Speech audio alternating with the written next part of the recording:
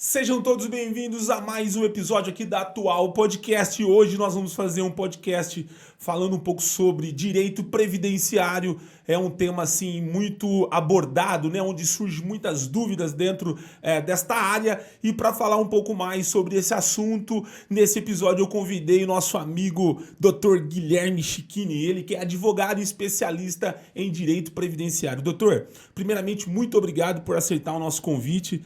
Dr. Guilherme é uma pessoa que nós nos conhecemos há um bom tempo através da revista Atual e hoje para mim é uma honra poder recebê-lo aqui e poder falar um pouco sobre a sua trajetória, sobre a sua carreira como advogado e poder sanar o maior número de dúvidas possível aí dos nossos seguidores com relação aí aos direitos, né, do cidadão, com relação à aposentadoria. Obrigado mais uma vez, viu?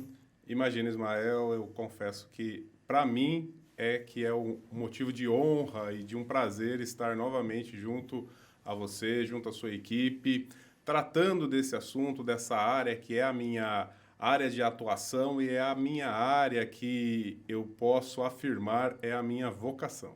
Bacana, show de bola. Doutor, a gente sabe que hoje a aposentadoria, né? Essa palavra aposentadoria, ela é cercada de muita polêmica, né? Com relação a muitas dúvidas que as pessoas têm com relação à aposentadoria. Então, assim, o nosso objetivo com esse episódio é poder sanar o maior número de dúvidas possível, né? Nós temos aqui uma pauta que nós preparamos para poder falar um pouquinho sobre esse tema. Mas antes que nós pudéssemos começar a falar um pouco sobre esse tema, eu queria conhecer um pouquinho sobre a sua trajetória, como você escolheu a advocacia. Nós tivemos alguns colegas advogados seus colegas que tiveram aqui em episódios anteriores e eu cada vez mais tenho ficado fascinado aí com a história da advocacia, né? Os percursos, né, que vocês têm que passar, as etapas para poder, né, se tornar um advogado de referência, a curva de aprendizagem também, que é grande para você hoje ser um advogado de referência. Fale um pouquinho sobre a sua história, como que você começou, como você escolheu a advocacia. Você escolheu a advocacia ou ela te escolheu? Fale um pouquinho pra gente. Eu posso dizer que fui eu que escolhi, mas num momento em que eu precisava de uma nova opção profissional. Antes de Direito, eu fiz faculdade de História, que é a matéria desde o colegial, que muito me fascinava, que até hoje, né, particularmente gosto muito de história antiga, Grécia, Roma, Egito, a própria América aqui, né, pré-colombiana, etc. Então, ao longo da minha adolescência, era a área que me fascinava. Terminei o terceiro colegial, passaram ali 2 anos, eu fiz então o vestibular para a faculdade de História. Mas por gostar de História, da matéria História, né? E não me via como professor de História. E, de repente, eu me vi como professor de História, surgiu uma necessidade numa escola, inclusive, onde eu estudei quando era criança, e surgiu ali uma vaga, então desde o primeiro ano da faculdade de História eu comecei a dar aula, né? Cheguei a ser aprovado em concurso público, porém na hora de assumir a vaga, o período anterior a assumir a vaga, né, o cargo efetivo, me trouxe à época uma lição, um aprendizado de que não era aquela profissão. Isso em que ano, doutor? Que eu deveria seguir. Nós estamos falando aí em 2007, 2008, mais ou menos, tá? Por quê? Porque daí no ano de 2006, na verdade, quando eu estava no último ano da faculdade de História e já lecionava, por isso que eu ainda não podia assumir, porque eu tinha que terminar o curso de História, eu prestei o vestibular para Direito e comecei a cursar, então, no ano de 2007. E ali foi, então, fascinante, principalmente desde o terceiro ano da faculdade de Direito, aí já, inclusive, entrando no Direito Previdenciário, que é quando eu comecei a trabalhar a convite de um amigo meu, Dr. João Badari, que hoje tem um escritório referência no Brasil em Direito Previdenciário, que é o White, Badari e Luquim, junto com o Dr. Murilo, junto com o Dr. Tiago e o Daniel. Comecei a trabalhar com eles, né, nesse escritório na área de direito previdenciário. Fazíamos especificamente uma ação de revisão de aposentadoria, se é que pode-se dizer assim, chamada desaposentação, que era uma ação para aquele aposentado que tinha obtido sua aposentadoria e continuou a trabalhar depois de aposentado. Então, era a possibilidade de se incluir na aposentadoria os anos que essa pessoa contribuiu com o INSS depois de aposentada. Então, vou te dar um exemplo. O homem aposentava com 35 anos de contribuição e continuava na mesma empresa por mais 5 anos. Então, era a possibilidade de se somar aqueles 35 com aqueles 5 que ele contribuiu depois de aposentado. Infelizmente, o STF colocou um ponto final nessa possibilidade e julgou improcedente a desaposentação, como ficou conhecida essa ação. Mas ali serviu para mim, para eu tomar Você não tinha formação ainda, conhecimento da área do direito previdenciário. Não, estava estudando, estava no terceiro ano. E daí foi assim esse meu primeiro contato com o direito previdenciário. Por isso que até hoje eu particularmente gosto muito de atuar com revisão de aposentadoria, porque foi meu primeiro contato e eu aprendi já a identificar o direito dos aposentados, né, a eventual revisão, justamente porque eu comecei a já ter aqueles processos prontos, né? Então, passei a identificar erros cometidos pelo INSS na análise dos pedidos de revisão de aposentadoria. E assim, então, eu caí dentro do direito previdenciário e é uma área que eu gosto muito, por isso que eu digo que hoje eu vejo que é, sim, minha vocação, porque ajuda as pessoas, melhora um benefício, você traz melhor qualidade de vida para as pessoas, transforma a vida das pessoas e o principal, você faz justiça na vida das pessoas que passam a ter um benefício condizente com aquilo que efetivamente contribuiu para a Previdência. Ou seja, quando você estava na formação sua, você já tinha a carreira, você já sabia a carreira que você queria seguir dentro da área, na advocacia. Sim, o direito previdenciário, desde o terceiro ano da faculdade de Direito, tomei contato com ele e de lá não desgrudei mais. Falando sobre o direito previdenciário, o que faz um advogado especializado em previdência, que trabalha nessa área? Quais são as funções desse advogado? Porque, assim, a gente sabe que a pessoa ela é aposentada, né? Mas o próprio governo, você já tem os trâmites que você pode se aposentar sem a necessidade de um advogado, mas aí você pode contratar um profissional para que você tenha mais segurança com relação aos seus direitos, não é isso? Sim. Mas falando sobre o advogado previdenciário, qual é a função do advogado previdenciário, doutor? Bom, É quase que um slogan do advogado previdenciário, que é a busca pela concessão do melhor benefício. E eu digo que o que nos motiva é isso, é buscar a concessão do melhor benefício para o cliente. De fato, né, o segurado da Previdência Social, quem contribui, pode sim, sozinho, buscar o INSS para obter o seu benefício. No entanto, ele não tem conhecimento técnico acerca do benefício, acerca daquilo que ele tem direito. Então, o nosso papel é sempre buscar algo que traga a maior vantagem para ele. A gente sabe que, infelizmente, o INSS comete muitos erros na análise dos pedidos de aposentadoria e muitas pessoas estão recebendo menos do que têm direito em razão de ter ido buscar o INSS sozinha. Na verdade, as pessoas acabam buscando direto, achando que talvez ter um advogado, né? Porque ele pensa na questão do serviço que ele vai ter que pagar, ou seja, o investimento que ele vai ter que fazer para, de repente, né, ter esse serviço, sendo que, na verdade, muitas das vezes, ele tendo um profissional, né, auxiliando e buscando o melhor para ele, tem muito mais vantagem, né? Sim, com certeza, né? O pessoal dá bastante exemplo também do cabeleireiro. Eu posso cortar meu cabelo? Eu não, né? Que eu não tenho cabelo, mas a pessoa pode cortar o próprio cabelo, ou pode pedir para a mãe cortar? Pode, mas tem um cabeleireiro que faz isso, porque ele tem conhecimento técnico, né?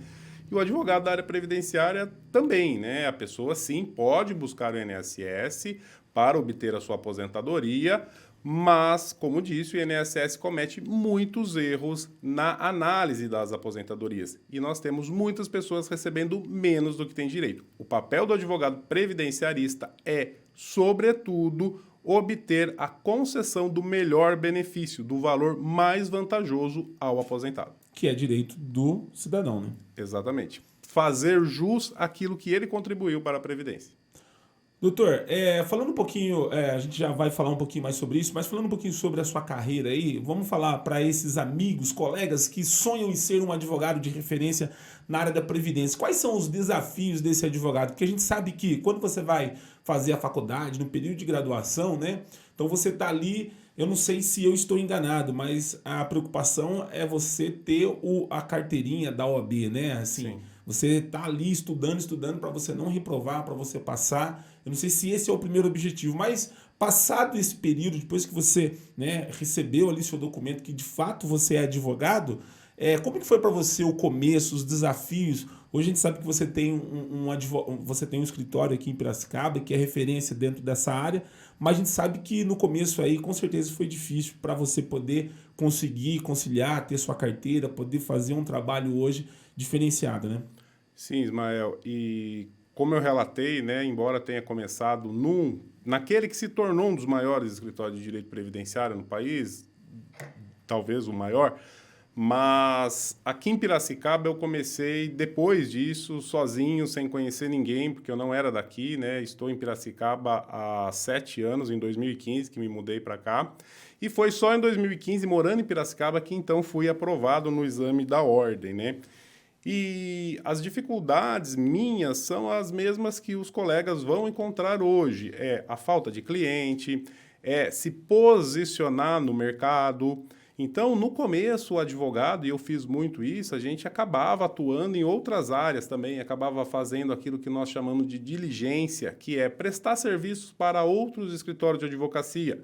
Um escritório de São Paulo, que para não deslocar um advogado de lá até aqui, contrata um advogado da cidade para fazer uma audiência, para ir ao fórum, para protocolar um documento, etc. Então, eu fiz bastante disso. Mas, aos poucos, eu fui colocando em prática, fui prospectando clientes da área previdenciária. Então, você obtém uma aposentadoria que consegue um benefício por incapacidade ali, uma pensão por morte para outra pessoa. E assim, aos poucos, vai tomando corpo, as pessoas começam a lhe referenciar. As redes sociais têm contribuído bastante também. Nós, advogados, temos uma proibição que, no meu modo de ver, ela é totalmente legal. Tem gente que critica essa proibição do advogado fazer propaganda. A OAB, na verdade, ela nos regulamenta, porque se não fosse ela, ia estar cheio de gente fazendo propaganda mesmo. Venha no meu escritório, eu faço mais barato, a gente cobra menos, sabe?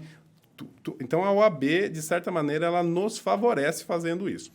E as dificuldades, o Ismael, são essas. São você se posicionar no mercado e que as pessoas procurem pelos seus serviços, sendo que existem tantos outros profissionais competentes aqui em Piracicaba, cujo serviço as pessoas podem procurar.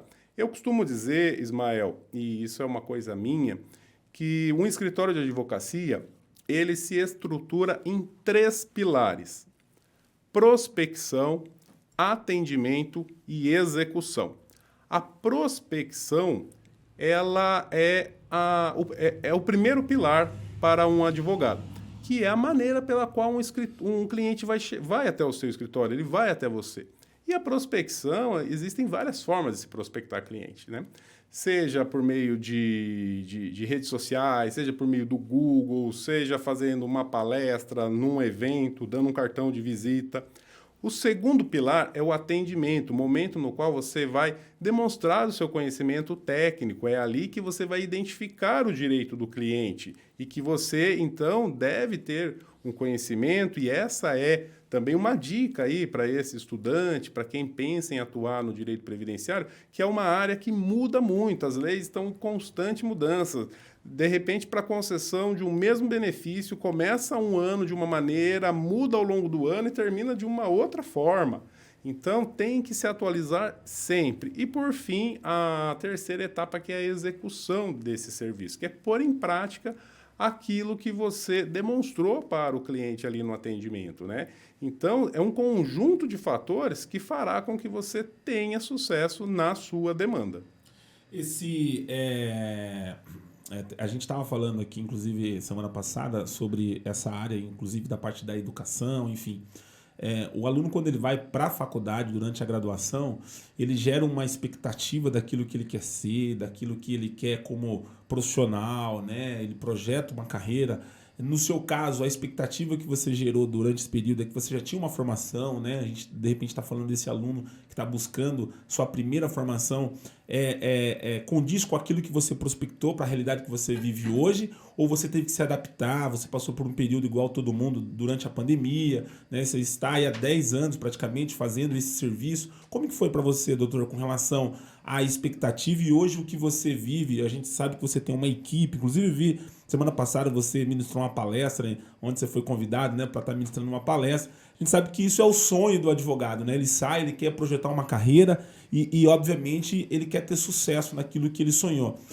Hoje você consegue vivenciar aquilo que você teve como expectativa durante o período de graduação, doutor? Ismael, enquanto você falava, eu refleti aqui de uma maneira bem rápida, então eu posso te dizer hoje, sem sombra de dúvida, sem querer me aparecer, que em relação à expectativa e realidade, eu confesso que a minha realidade, graças a Deus, na minha vida, é Deus em primeiro lugar, a minha realidade é muito maior, muito melhor do que um dia eu tive de expectativa. Hoje, graças a Deus, a gente tem um escritório bem consolidado, um escritório que é focado nesses 3 pilares que eu te falei, que é a prospecção, o atendimento e a execução. Então, a gente executa um serviço cujo conhecimento nós demonstramos para o cliente ali no momento do atendimento. E, sem sombra de dúvidas, Ismael, não é fácil para ninguém, mas eu posso dizer que, graças a Deus, minha equipe, nós temos vencido todas as dificuldades e temos obtido sucesso no maior número possível de demanda. Claro, não é todo o processo que se ganha, há diversas eventualidades que podem surgir no curso de um processo. Como disse, infelizmente, o INSS também ele deixa de analisar o direito das pessoas de maneira plena, de maneira que determina a lei, mas com certeza eu jamais imaginei chegar nessa altura da minha vida.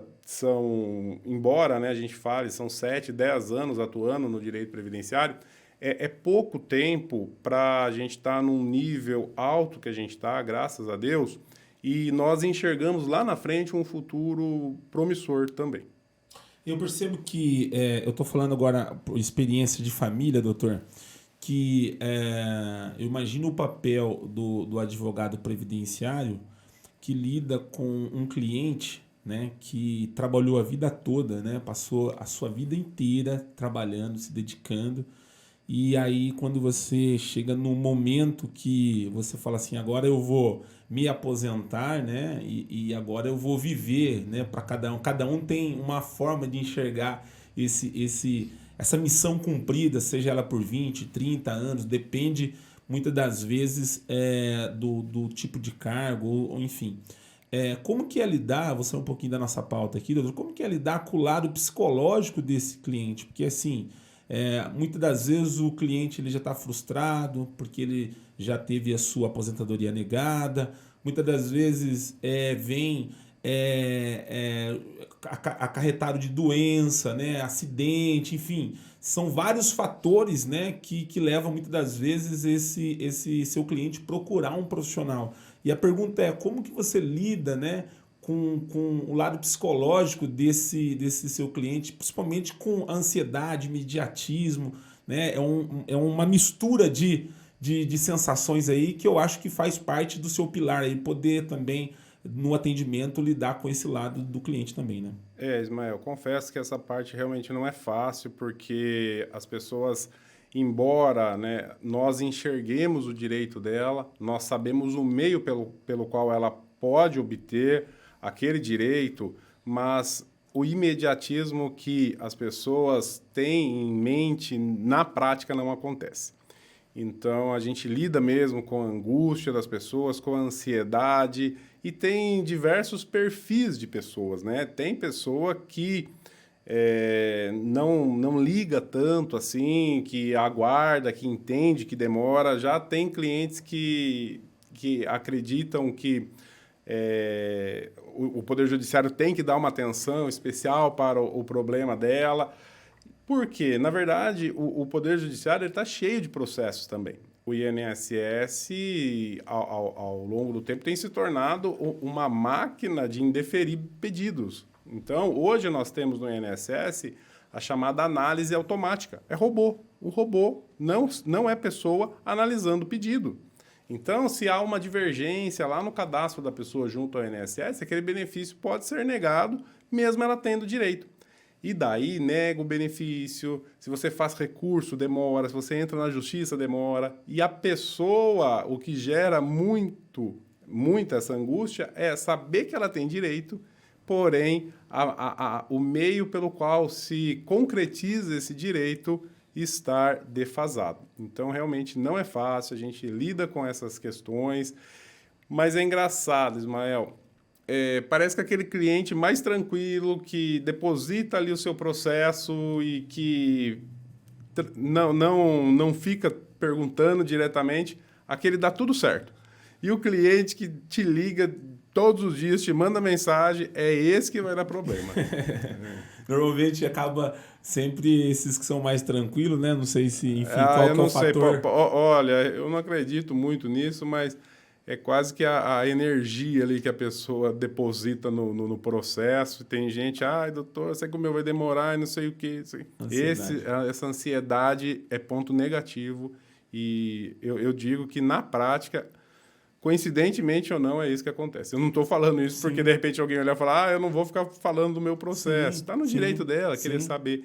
Mas, na prática, é isso que tem se demonstrado. Doutor, a gente sabe que em todas as carreiras a gente encontra desafios, né? E assim, a gente recebeu aqui advogado criminalista, direito empresarial, da família, enfim, todos, cada um tem os seus desafios. Porém, na parte previdenciária, você está lidando ali com o sonho da pessoa, com tudo que ela produziu, que ela entregou de imposto para o país, que ela acreditou, porque você está muito atrelado, né, com a história de vida da pessoa, né? Enfim, cada área tem os seus desafios, mas como que vocês lidam com esses desafios, né, com relação a vida que tem um advogado previdenciário? Quais são os desafios maiores que vocês têm em poder fazer um trabalho de excelência, um atendimento humanizado, né? A sua o advogado e o INSS, né, junto com esses órgãos onde você busca o direito do seu cliente, quais têm sido os desafios? Ismael, eu acho que eu disse num ponto aqui da conversa, é a questão do profissional estar atualizado, porque são constantes mudanças na legislação e na forma de na forma operacional do direito. Hoje, por exemplo, o INSS está fechado. Não existe mais a situação em que você junta os documentos e leva lá no INSS para dar entrada numa aposentadoria. Então, hoje é tudo online. Então, a pessoa que não tiver conhecimento em informática, que não dominar as ferramentas de computação, de digitalizar documentos, essa pessoa vai ter dificuldade. E tem também a própria questão, Ismael, de relacionamento com o cliente. A pessoa, né, o profissional, ele tem que saber se relacionar com o cliente até ao ponto de dominar essa comunicação com o cliente, principalmente tendo em vista que no nosso trabalho, né, na nossa figura profissional, que aquele cliente depositou a sua confiança. Que é o que você disse, a mulher trabalhou 30 anos, vai se aposentar, o homem 35 vai se aposentar, é uma vida.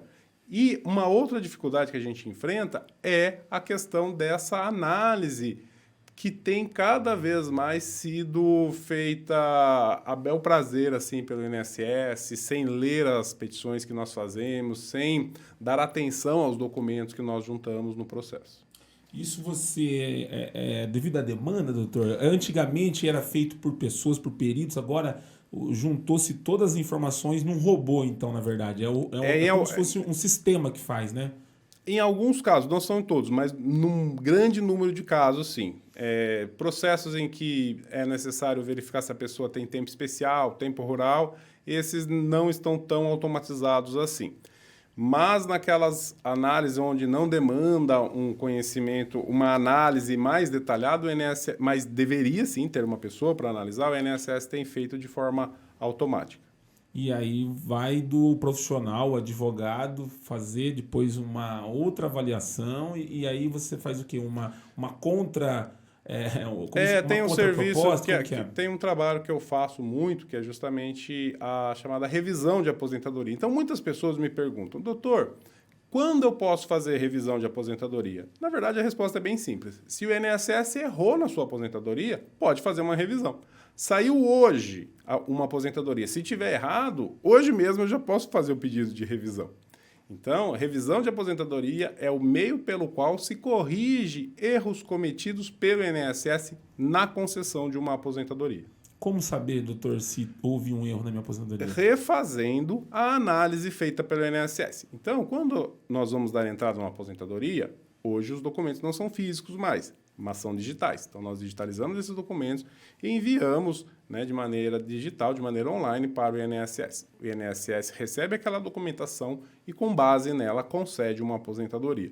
Se o INSS ele não faz uma análise específica, ele deixa de considerar um tempo de contribuição, ele não considera um tempo como especial, por exemplo, pessoas que trabalharam expostas a agente nocivo à sua saúde, ruído, exposta a agentes químicos ou até mesmo o pessoal da área da saúde, né, expostas aos agentes biológicos, vírus, bactérias, material infecto-contagiante. Esse pessoal que trabalhou nessas circunstâncias tem direito àquele tempo ser contado como especial. E muitas vezes o INSS não considera isso. Então, isso pode gerar também uma revisão de aposentadoria. Então, a revisão de aposentadoria, ela é identificável por meio da reanálise do processo que concedeu a aposentadoria. Ou seja, somente fazendo a revisão mesmo. Mas, na verdade, a revisão já é o serviço, sim, né? Mas para fazer a revisão, você tem que fazer essa análise, porque tem muitos benefícios também, né? Não vamos aqui colocar o INSS como um vilão 100%, porque tem muitos benefícios que são concedidos, sim, de forma correta. Doutor, existe algum dado assim de cada, sei lá... Olha, Ismael, para falar a verdade, eu tenho dados que as pessoas falam, profissionais da área falam. Sim. Mas eu acredito que entre 30% a 40% dos benefícios concedidos tem algum tipo de erro que podem ser passíveis de revisão. 40%, eu acredito. 40%. Tem algumas áreas específicas que é assim, Ó, Ismael. Existem algumas revisões específicas. Por exemplo, pessoas que trabalharam em 2 empregos ao mesmo tempo pode ter direito a uma revisão chamada revisão das atividades concomitantes, em que o INSS deveria somar esses salários e não somou. Pessoas que trabalharam justamente sob exposição a agente nocivo, ruído, acima do limite tolerável pela lei. Pessoal da área da saúde, pessoal que trabalhou em contato com produtos químicos, para saber se o INSS reconheceu aquele tempo como especial, somente fazendo essa análise. Você falou sobre a abertura do INSS. A gente percebe que existe um número exorbitante de reclamação, né, em cima da entidade com relação desde atendimento, a horário, enfim, a funcionamento. Como que vocês têm lidado com isso? Porque assim, veio a pandemia, né? Fechou, enfim, aconteceu muitas coisas durante esse período. Como que o escritório lidou com isso, com os seus clientes? Como que isso funcionou? Se vocês criaram algum mecanismo para poder atender o cliente de uma forma remota, enfim, houve alguma ação do escritório nesse período? E tem algo que vocês fizeram a partir da pandemia que vocês continuam fazendo e que vem dando certo, doutor? Ismael, na verdade, nós, enquanto advogados, já nos utilizamos, né, de sistemas do digital há um bom tempo em razão de peticionamento em tribunais. O INSS, de uns 3 anos para cá, ele aumentou e agora praticamente tornou 100% digital online o seu atendimento. Então, nós não encontramos tanta dificuldade neste período de transição, justamente por já estarmos acostumados com esse sistema. Mas, na pandemia, sim, nós fizemos bastante atendimento online, o próprio INSS facilitou um pouco as coisas em relação aos benefícios por incapacidade, auxílio-doença, que a pessoa não precisava ir até a agência para fazer perícia, e o benefício era analisado com base no atestado médico que a pessoa anexava na via digital. Então, nós conseguimos superar bem essas dificuldades e eu acredito que a pandemia, ela trouxe, sim, essa mudança, ela acelerou um pouco a mudança para o online, para o digital. Hoje, todos os dias eu tenho pelo menos um atendimento online a ser feito, clientes de outras cidades, da região, até mesmo da capital e até de outros estados. Todos os dias, praticamente, eu atendo um cliente assim por essa via que não tinha antes da pandemia.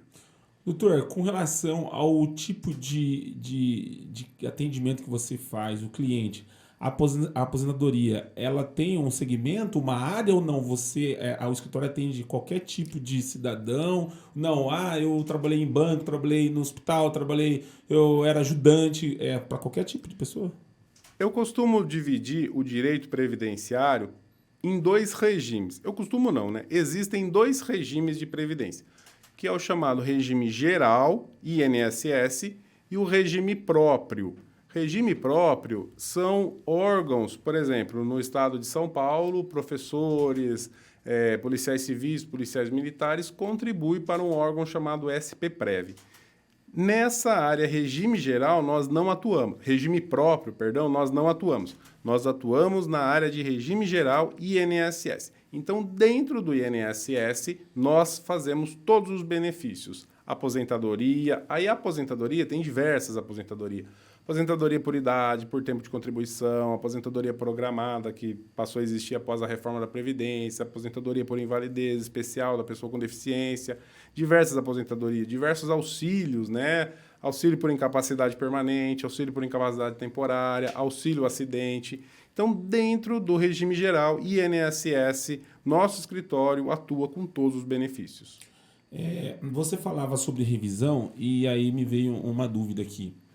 Para esse cidadão que busca fazer uma revisão da aposentadoria, existe algum dado que, quando você se faz a revisão, a porcentagem do que normalmente o escritório consegue, ou não tem um número, isso varia de aposentadoria para aposentadoria? Varia porque tem que primeiro identificar o erro que aconteceu naquela aposentadoria, né? Mas nós temos casos, eu particularmente, nós temos no escritório casos de pessoas que recebiam um salário mínimo, né, hoje R$ 1.212, e que passou para R$ 6.000, um aumento aí de 5 vezes. Verdade? Verdade. Verdade. O INSS comete muitos erros e tem muitas pessoas nessa situação recebendo salário mínimo, sendo que era para estar recebendo 3, 4, 5 mil reais de aposentadoria. E esses erros... Acontece, claro, de não subir tanto. A pessoa está ganhando R$ 2.000, vai para 2.200, mais 2.200, aumentou R$ 200. 10%. Aumentou 10%, só que dependendo de quando ela se aposentou, pode receber os últimos 5 anos. Aí você já faz 200 vezes 65, né? Porque tem o 13º. Então, só aí já daria R$ 13.000 de atrasados, né? No aumento de 200. Então, quer dizer... Então, às vezes uma revisão pequena, né, pro pode gerar cidadão, um bom retorno. Né? Pode gerar um bom retorno aí. Exatamente. De repente, que a pessoa não faz nem ideia, né? Doutor? Exatamente. Doutor, não, eu já atendi, já tive casos, Mael, de, por exemplo, eu marcar para atender uma cliente mulher para ver a aposentadoria, para ela se aposentar. Aí ela vai com o marido que já é aposentado. Aí eu vejo, ela tem direito a se aposentar, beleza. Eu começo a conversar com o marido. Aí ele fala, doutor, por acaso me aposentei, não sei se está certo. Aí eu vou ver, ele tem direito a uma revisão que às vezes o que vai aumentar a aposentadoria dele é mais do que a esposa vai ganhar de aposentadoria. Quer dizer, foi para ver uma coisa e acabou melhorando a vida dele. Isso não aconteceu nenhuma nem duas, aconteceram bastante vezes. Assim como também já tive casos que eu fui ver a aposentadoria de um homem e ele não tinha direito, a esposa que o acompanhava tinha direito a se aposentar. É muito comum isso. Acontece. As informações que eu percebo que estão por detrás da aposentadoria ainda tem muita informação, mas é muito confusa também, né, doutor? Sim. A questão de idade, o que pode, como que funciona o trâmite. É aquilo que eu falei para você. A legislação ela está em constante mudança. Então, e nós tivemos uma reforma, né, a reforma da Previdência em novembro, que entrou em vigência em novembro de 2019, que alterou drasticamente as regras para homens e mulheres se aposentarem. Até ali, a título de exemplo, a mulher se aposentava por tempo de contribuição com 30 anos de tempo de contribuição. Então, você imagina uma menina que começou a trabalhar com 18 anos de idade. Ela entrou na empresa, entrou na Caterpillar, com 18 anos de idade, trabalhou lá por 30 anos. Com 48 anos de idade, ela poderia se aposentar.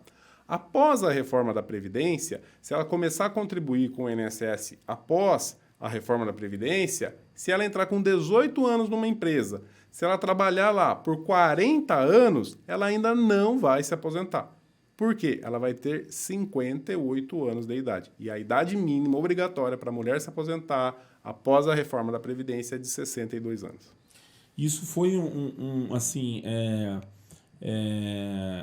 no período da reforma da Previdência, né? Foi, de repente, o assunto no ano que isso aconteceu, mas se falava no Brasil, no país, com a reforma da Previdência, né? Isso prejudicou muito, né, o cidadão, né, doutor? Sim, na época nós fizemos bastante palestra, eventos em que nós alertávamos a população acerca dos malefícios que trariam a reforma da Previdência e que realmente trouxeram, né?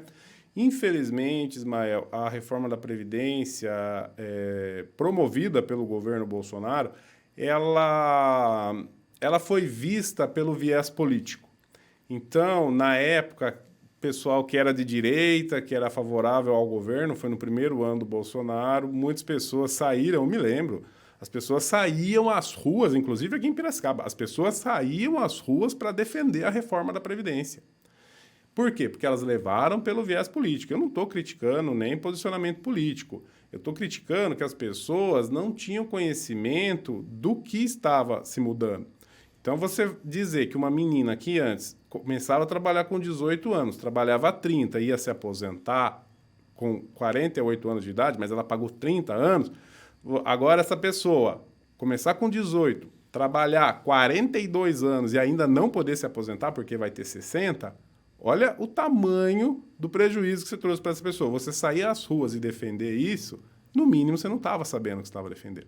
E ao passo que aí o pessoal da esquerda saía para condenar a reforma da Previdência. E a gente não estava ali nem fazendo posicionamento de esquerda e nem de direita. A gente saiu, inclusive, com a OAB, né, permitindo em eventos, né, sob a coordenação da OAB, para levar a informação de como seriam as novas regras. Né? Infelizmente, passou e muitas pessoas que saíam às ruas apoiar a reforma da Previdência foram prejudicadas.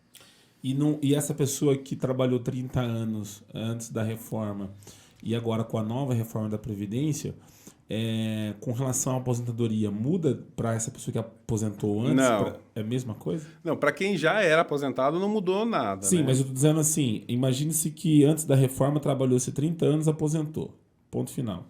Agora você tem que trabalhar mais tempo porque você não tem idade, ou você pode parar e só esperar a idade para você se aposentar? Sim, pode. Mas quem vai fazer isso, né? Pode, tá. porque, na verdade, o tempo mínimo para a mulher se aposentar após a reforma é 15 anos. Então, vamos lá no exemplo. Uma mulher começou a trabalhar com 20 anos. Trabalhou 15, já tem o tempo, mas ela vai ter 35 anos de idade. Aí ela vai esperar até os 62, né? Em casa. Então, na verdade, o lado ruim veio nessa ponta, mas o lado bom é porque... Como que era antes? Não tem lado bom, na verdade. Porque o mínimo com 15 você já pode... Mas já existia isso. Já existia. Que era aposentadoria por idade, que a idade era menor ainda, era 60 anos. Sim. E 15 agora... anos de contribuição e 60 de idade. Agora é 15 de contribuição e 62 de idade, mas agora é obrigatória a idade. Antes tinha outra aposentadoria, que era aposentadoria por tempo de contribuição, que daí se aposentava com 30 anos de contribuição e com qualquer idade, não tinha idade mínima. Agora não tem mais por tempo de contribuição. Ainda existe porque tem as regras de transição, as pessoas que podem se aposentar nem pelo regime novo, nem pelo regime antigo. Por uma regra, por um meio termo, ainda existe. Mas a tendência é que um dia acabe. Doutor, falando sobre aposentadoria, tem o tal do planejamento da aposentadoria. O que é o planejamento de aposentadoria? Bom, o planejamento de aposentadoria consiste em cálculos e simulações para se projetar o melhor valor de aposentadoria futuro para a pessoa. Então, o primeiro passo é você identificar qual a modalidade de aposentadoria que vai se aplicar à pessoa. Então, você faz a contagem do tempo de contribuição da pessoa e identifica que ela vai se aposentar daqui 10 anos, com R$2.000. Então, nesses 10 próximos anos, se ela aumentar o valor da contribuição, vai ter reflexo lá na frente. Então, planejamento de aposentadoria consiste em você determinar o valor da sua própria aposentadoria futura, com base nos valores a serem vertidos para o INSS a título de contribuição. É você programar a sua aposentadoria futura. Na verdade, você consegue, mas isso você faz junto com um profissional, com um advogado, ou você consegue fazer isso independente? Você fazer esse planejamento? Não, você precisa de uma pessoa que conheça das regras, sim, que tenha os simuladores para fazer essa projeção, né? Perfeito. Doutor, falando um pouco, saindo um pouco da aposentadoria, falar um pouco sobre dúvidas, né? Que a gente vê assim, que é muito comum, né? Com relação à pensão por morte, sobre auxílio-doença. Tem um auxílio que é muito questionado no nosso país, que é o auxílio reclusão, né, cara? É uma coisa que dá, assim, muito comentário, se fala muito por conta da forma que é concedido esse auxílio, né, para as pessoas que vão se beneficiar. Sobre o auxílio reclusão, como que é isso aí, doutor? O auxílio reclusão, o questionamento das pessoas é porque o fato gerador do benefício é a prisão de uma pessoa. Mas o que as pessoas às vezes não assimilam é que o auxílio reclusão ele é pago ao dependente da pessoa que foi presa. Às vezes, temos muitos casos em que vai preso um pai que sequer estava junto com a mãe da criança. Né? Assim, junto que eu falo, convivia junto. Então, ele sendo preso, é praticamente só com ele sendo preso que a criança vai receber alguma coisa, porque ele não dava pensão alimentícia Então ele vai preso, aí a criança entra com um pedido de auxílio reclusão. Mas, como eu disse, é um benefício pago ao dependente, não é para o preso, né? Por quê? E sem contar que só tem direito também ao auxílio reclusão o dependente cuja pessoa que vai presa seja contribuinte do INSS, que esteja contribuindo, pagando o INSS. Ou seja, o auxílio reclusão ele é concedido por lei. Sim, é. Perfeito. Porque assim, as pessoas elas associam muito a prática, né, do indivíduo, o que ele fazia com o auxílio. Aí você vê muitas pessoas, o cara tá preso e a gente tem que pagar para ele ficar na cadeia e tal. Na verdade, pagar para ele estar na cadeia a gente já está pagando, né? Porque os nossos impostos fazem isso. Agora, em relação ao benefício, é um benefício pago para uma criança, para um menor de 21, ou às vezes para a esposa, né? Que vai ficar sem aquela pessoa que era responsável ali pelo lar. Quando era, né? Porque quando não, sequer ele era responsável pelas despesas do lar. Porque quando você vê esse tema, normalmente quando a gente, principalmente nas redes sociais, vem todo mundo descendo o pau e tal, e falando. Mas quando você ouve, por exemplo, igual você falando, né? Você lida às vezes com casos assim, né? Não sei se é recorrente, mas... e aí você começa a avaliar que de repente essa criança ela não tem, né, por qualquer razão que seja, né, ou qualquer delito que tenha acontecido, e ela vai ficar desamparada, e de repente você ter esse direito que possa conceder... Porque você imagina uma criança recém-nascida, 2, 3 anos, que culpa a criança tem que o pai foi preso ou a mãe foi presa, né? Então o auxílio reclusão é para suprimir as necessidades desse dependente do preso. Doutor, quais são os benefícios da Previdência Social? A pessoa que nem assim, eu vejo que tem pessoas que ainda têm dúvida com relação a contribuir para a Previdência. Eu converso de futebol, de churrasco. Eu vou contribuir com a Previdência Social, vou aposentar, vou não sei o quê, prefiro fazer isso, prefiro fazer aquilo. Para essa pessoa, por exemplo, né, que vai buscar uma previdência privada, enfim, fazer um outro tipo de reserva, quais são essas diferenças e quais são os benefícios? Por exemplo, para quem não contribui, você fala, olha, a sua opinião, não, contribui por conta disso, você fazer uma previdência, que eu não sei se é previdência que chama privada, né?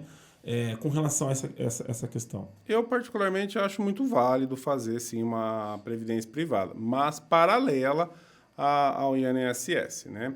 Primeiro que o INSS ele é um seguro e ele é obrigatório para quem tem renda. Então, se a pessoa ela trabalha registrada, obrigatoriamente ela vai contribuir para a Previdência. Para quem não contribui, as pessoas pensam muito na aposentadoria, que é com certeza o objetivo maior das contribuições, mas ela se esquece que ela pode ficar doente, pode precisar de um auxílio-doença, ela se esquece que a gente não sabe o dia de amanhã, pode sofrer um acidente, precisar de uma aposentadoria por invalidez, ela até mesmo se vier a óbito, e se ela não contribui com o INSS, ela não vai deixar nenhum benefício para a esposa ou para o filho. Então, os benefícios do INSS, eles são devidos para quem contribui com a Previdência. Então, por isso, é sim importante contribuir com o INSS, porque é só para a pessoa que contribui com o INSS que será devida a aposentadoria por invalidez, auxílio-doença se ficar doente, e até mesmo deixar uma pensão por morte para o seu filho menor de 21, para a sua esposa ou para o seu esposo. Você falou sobre aposentadoria especial. O que é aposentadoria especial, doutor? Aposentadoria especial, ela é devida àquelas pessoas que trabalharam expostas àqueles agentes que eu disse no começo, que são os chamados agentes nocivos à saúde. Então, a pessoa que trabalhou por 25 anos sob exposição a esse agente nocivo à saúde tem direito à aposentadoria especial.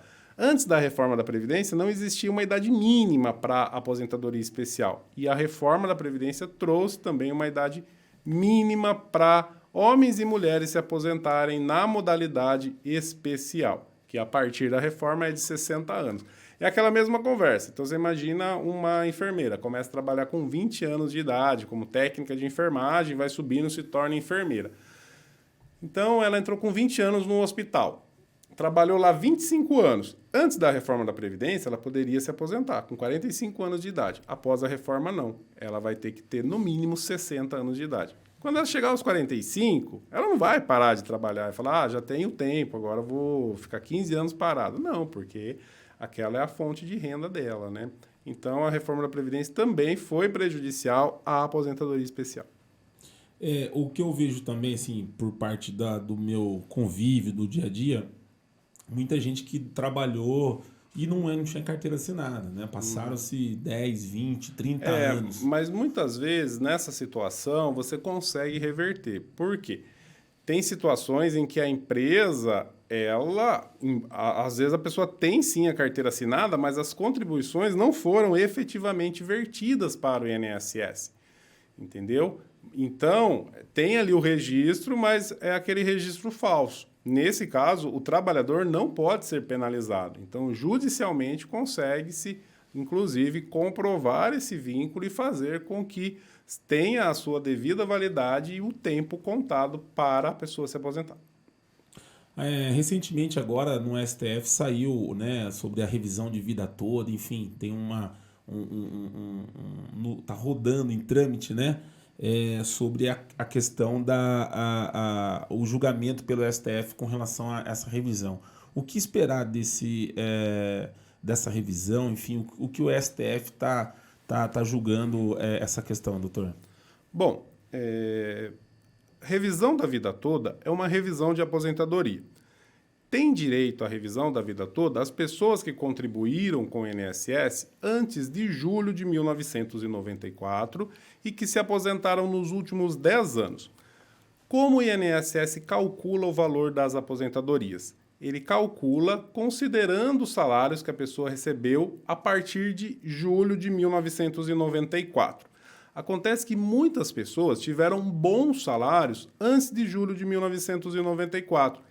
E esses salários, portanto, ficaram de fora do cálculo de sua aposentadoria. Com a revisão da vida toda, é possível incluir esses valores no cálculo do valor da aposentadoria e assim aumentar o valor do benefício. Isso é uma coisa. Então, isso é revisão da vida toda. Essa revisão, ela obteve êxito no STJ, Superior Tribunal de Justiça, onde a votação ficou em 7-0 a favor dos aposentados. Dessa decisão do STJ, o INSS recorreu para o STF, para o Supremo. Lá no Supremo, teve início, ano passado, a votação. E a votação estava empatada, o placar estava empatado em 5-5 e ficou faltando somente o ministro Alexandre de Moraes a proferir o voto. O ministro Alexandre de Moraes pediu vistas do processo. O que é isso? Ele retirou o processo de pauta de julgamento para fazer uma análise mais detalhada e então proferir o seu voto.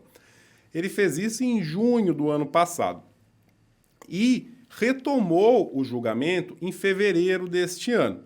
E quando foi reaberto o julgamento, ele então proferiu o seu voto, o qual foi favorável aos aposentados. Portanto, placar final no STF, no Supremo, 6-5 a favor dos aposentados. Acontece que quando a votação foi retomada, ela ficou durante um determinado tempo aberto para que os ministros eventualmente mudassem o seu voto.